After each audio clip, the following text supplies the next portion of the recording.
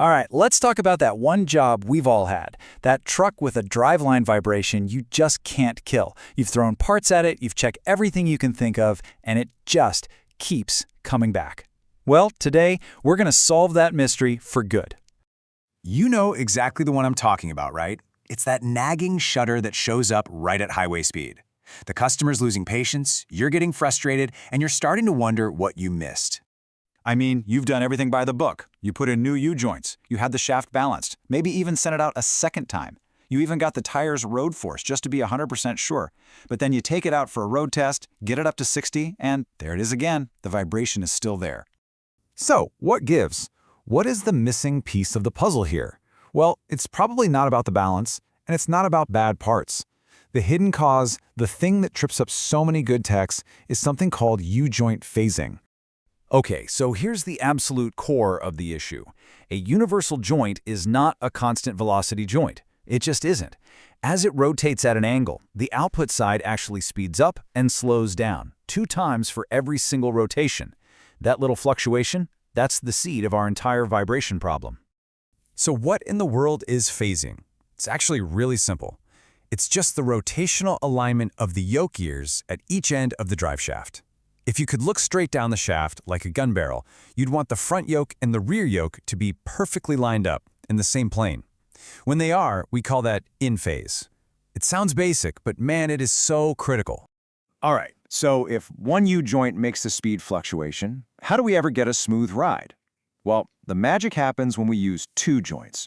But, and this is a big but, they have to follow 2 absolutely non-negotiable rules for that vibration to cancel itself out. Here they are. You got to burn these into your brain. Rule 1. The operating angles of the front and rear U-joints have to be equal, or, at least within 1 degree of each other. And Rule 2. The yoke gears on that drive shaft have to be in the same plane, perfectly in phase. You have to have both. It's not a suggestion. Get one of these wrong, and you're going to have a vibration. In this image here shows you exactly what I'm talking about. Look at the shaft on the left. See how the yokes are perfectly aligned? They're in phase. The vibration from the front joint gets canceled out by the rear one. Now, look at the shaft on the right. It's out of phase. The vibrations from each joint are now adding together. They're compounding and creating a way bigger problem. Okay, so how do we find this thing in the real world without just guessing and pulling shafts? Well, there's a secret weapon, a dead giveaway that separates a phasing problem from literally every other vibration. It's called the second-order signature. This right here is the whole ball game. A phasing problem creates a torsional vibration at exactly twice the speed of the drive shaft. Not kind of close, not sometimes, exactly 2x. So if your drive shaft is spinning at 1,000 RPM, the vibration is hitting at 2,000 cycles per minute. And here's how that helps us. If you hook up a vibration analyzer, a simple balance problem like a bad tire or a weight thrown off the shaft, that shows up as a first-order vibration. It happens once per revolution. But a phasing problem, that's a second-order vibration. It happens twice per revolution. It even feels different in the seat of your pants. It's more of a high-frequency buzz or a shudder, not that slow womp-womp of a bad tire. So where does this problem even come from? Most of the time, it's not a factory screw-up. No, here's what most guys miss, and it is hands down the #1 cause of phasing issues that we see in the shop. It's this, right here. Incorrect reassembly. Think about it. When you pull a slip yoke apart to change a U-joint, if you don't use a paint pen or a punch to mark its alignment to the shaft, it is so easy to stab it back together 1 spline off. And that one simple mistake can put the entire shaft 90 degrees out of phase and create a nasty vibration that you didn't have before. All right, let's shift gears and talk about a really common scenario where this gets even trickier. Lifted trucks. This is a huge deal for anybody working on 4x4s, because the second you modify that suspension, you've completely changed the driveline geometry. Take a look at the diagram on the screen now. When you install a lift kit, you raise the frame, and that forces the drive shaft to operate at much steeper angles. All of a sudden, that operating angle at the transfer case and the angle at the rear differential, they're not equal anymore. And just like that, you violated rule #1 for cancellation.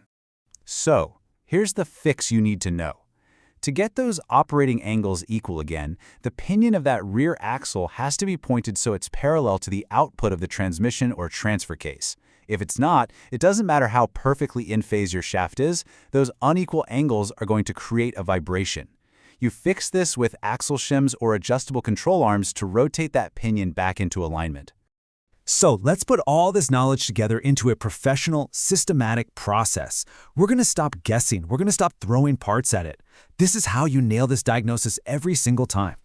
First, make sure the vibration is vehicle speed sensitive, not tied to the engine RPM or what gear you're in. Step 2, rule out the simple stuff first: tires, wheels, and basic driveshaft balance. Then, step 3, you hook up a vibration analyzer and you go hunting for that second-order signature. If you see a big 2x spike, you've found your problem. Then, and only then, do you pull the shaft, actually measure the phase angle, correct it, and take it for a final road test. Okay, so let's circle all the way back to that truck from the beginning, the one with that ghost vibration nobody could fix.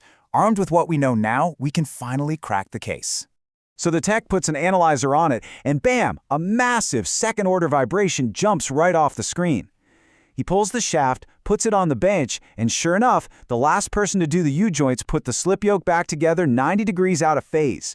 He realigned it, put it back in the truck, and the road test was glass smooth. The vibration was totally gone. So here's what you need to remember. Driveline phasing isn't just a suggestion or some minor tuning thing. It is a fundamental mechanical requirement for a stable driveline. Get it right, and you'll be the one who can solve those vibrations that have everyone else just scratching their heads.